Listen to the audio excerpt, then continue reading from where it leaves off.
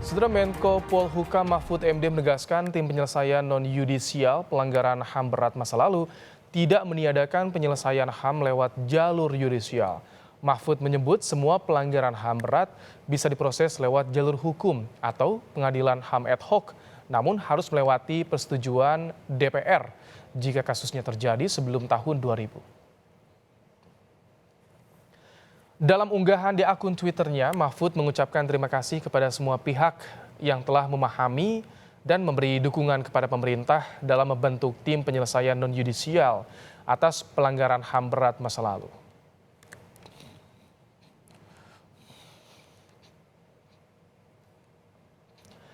Mahfud juga menambahkan kritik pasti ada, tetapi sudah kita antisipasi. Terima kasih kepada semua pengkritik karena kritik adalah vitamin.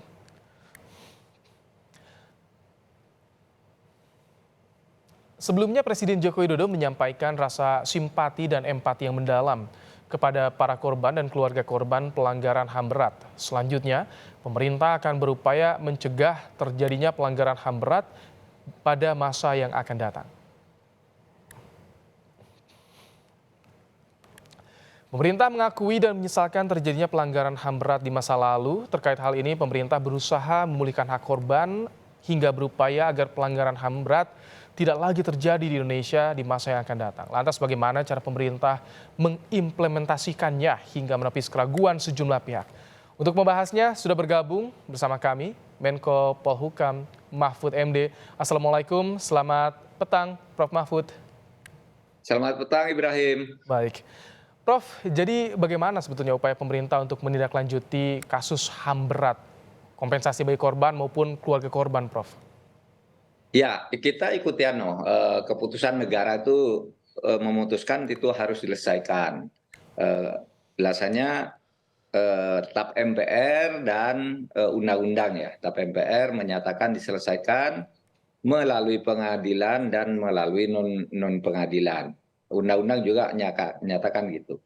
Upaya melalui pengadilan sudah lama dimulai, tetapi nggak pernah berhasil ya, karena memang buktinya udah nggak ada gitu ya. Bukan soal apa namanya ya, faktanya sih ada tapi buktinya kan tidak ada gitu, sehingga semua yang diajukan tuh oleh pengadilan dikalahkan semua. 30 terdakwa itu dibebaskan oleh hakim semuanya. Nah, sisanya terus sampai sekarang diupayakan dan tidak ada daluarsanya ya, jadi tidak menghentikan proses yudisial. Nggak mungkin kita hentikan. Lalu yang non yudisial juga melalui undang-undang KKR dibatalkan karena banyak yang curiga KKR itu dianggap untuk memberikan maaf atau meminta maaf terhadap kelompok yang salah gitu, sehingga pada waktu itu undang-undang KKR yang sudah jadi oleh Kiai Yusuf Hasim dari Tebu Ireng itu di judicial review dan dibatalkan oleh MK.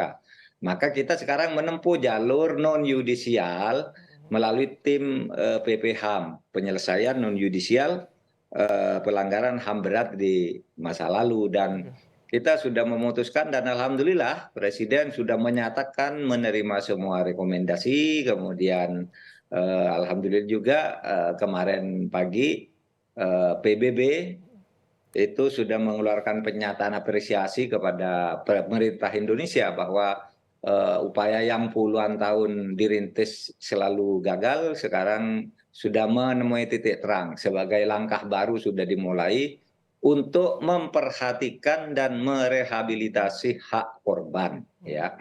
Ini korban yang jadi fokus kita, bukan pelaku. Karena kalau bicara soal pelaku amat sangat sulit dan itu hanya pengadilan yang bisa memutuskan. Kita cari korbannya lalu kita rehabilitasi kerusakannya. Apakah itu kerusakan mental, ekonomi, Baik. politis dan sebagainya, kita rehabilitasi.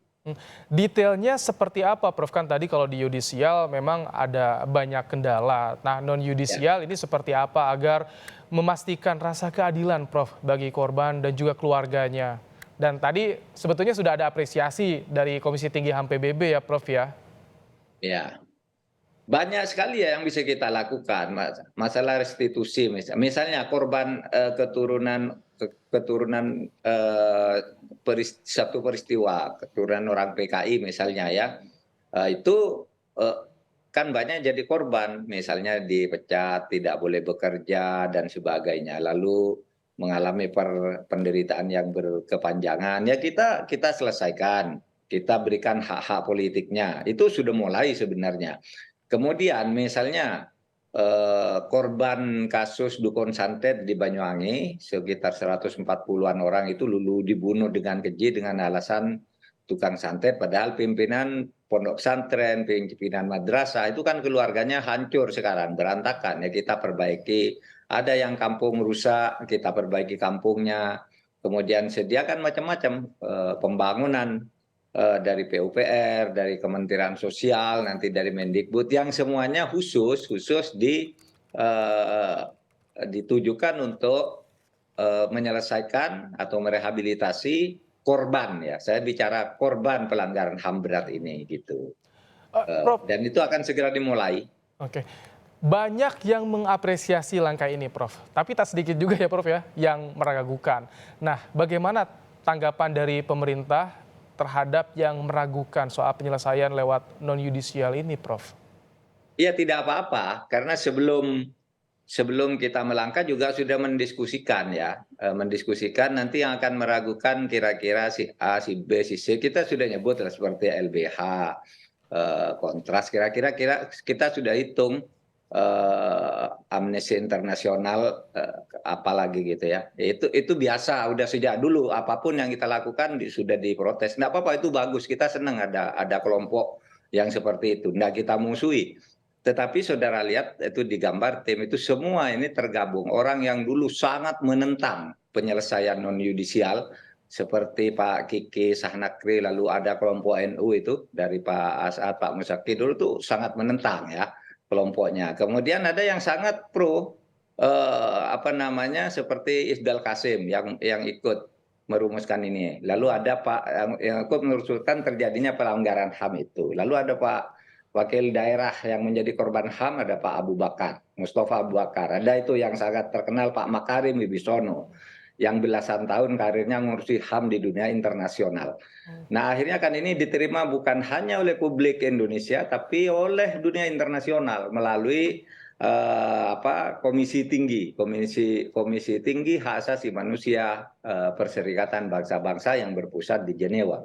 Dulu puluhan tahun kan selalu dimunculkan dari situ. Sekarang muncul dari situ bahwa apresiasi terhadap pemerintah Indonesia gitu. Sehingga kita sekarang bisa teruslah bekerja, nggak usah tersandera oleh hal-hal yang seperti itu secara terus-menerus. Prof, ada banyak pelanggaran HAM berat yang diakui dan disesali oleh pemerintah di masa lalu tentunya, Prof. Apa langkah hukum yang paling dekat yang menjadi prioritas penuntasannya, Prof? Kasus apa, Prof? Yang masih mungkin tuh dalam apa hitungan kami yang terjadi sesudah tahun 2000, ada peristiwa Wamena dan Wasior. Itu dulu terjadi pada tahun 2001 sampai 2003. Nah, itu dulu secara teknis lebih mudah karena dulu kekeliruannya itu secara prosedural hanya karena itu tidak dipisah oleh Komnas HAM, karena padahal kasus ini beda gitu. Tapi diminta diperbaiki dulu agar dipisah. Nah, yang lain-lain itu terjadi sebelum tahun 2000 itu agak sulit, ya, untuk diselesaikan, karena itu buktinya sambungan antar bukti itu dari Komnas HAM menurut Kejaksaan Agung tidak bisa. Anda jangan masyarakat jangan curiga Kejaksaan Agung tuh sengaja tuh ndak mau, ndak berani, ndak juga, karena dulu pada tahun 2004 atas inisiatif Presiden SBY diangkat Abdul Rahman Saleh yang sebelum menjadi Jaksa Agung termasuk orang yang paling keras agar pelanggaran HAM berat ini diselesaikan.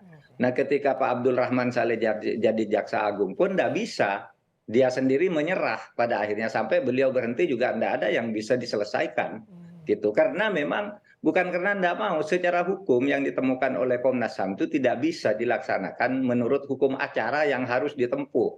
Misalnya kalau menentukan tahun tertentu terjadi kejahatan HAM berat seperti ini, pelanggaran HAM berat, harus ada pelakunya siapa, bagaimana melakukannya, korbannya apa sudah divisum, dikuburkan di mana, siapa saksinya, itu semua sudah tidak ada karena terjadinya udah lama. Baik. Ada yang tidak lama tapi juga jejaknya udah hilang gitu. Baik. Seperti tahun 65 kita mau mencari siapa? Udah lama itu tidak bisa artinya, sudah. Baik. Lama, udah 60 tahun lebih. Prof, jika tadi bukan fokus pada pelaku tapi pada korban, jadi nanti bentuk kompensasi pada korban, keluarga korban itu seperti apa sih, Prof? Ada 12 macam kemungkinan yang bisa kita lakukan. Kalau misalnya dulu korban diberhentikan dari pekerjaannya, ya kita diberi kompensasi seakan-akan dia tidak pernah berhenti bekerja, dibayar nanti oleh negara. Itu kan banyak yang korban seperti itu.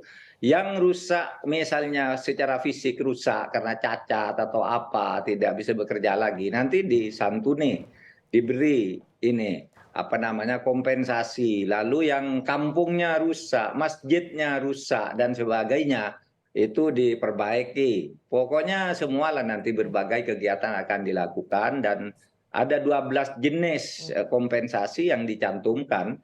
Itu termasuk untuk korban pelanggaran HAM 65 juga, Prof?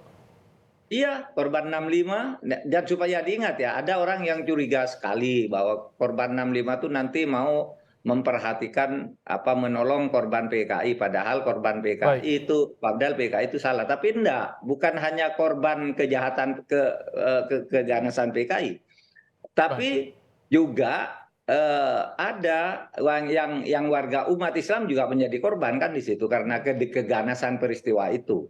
Karena kita tidak terpaku pada tahun 65 tapi mulai dari tahun 62 di mana pelanggaran terhadap umat Islam juga di berbagai tempat sudah terjadi. Ya kita kompensasi, kita tolong ini umat kita gitu. Prof Mahfud, terima kasih untuk penjelasan dan juga upaya dari pemerintah.